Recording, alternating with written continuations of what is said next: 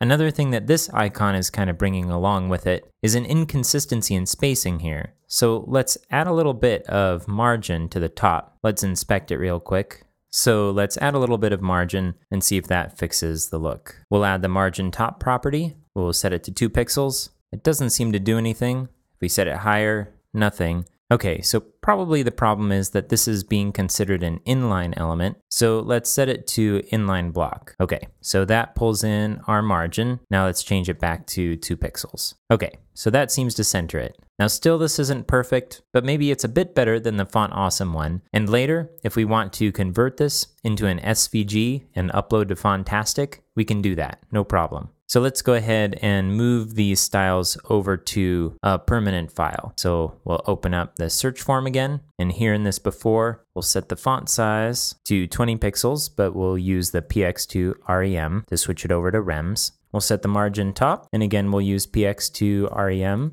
and we'll set the display to inline block. All right, let's save that and refresh.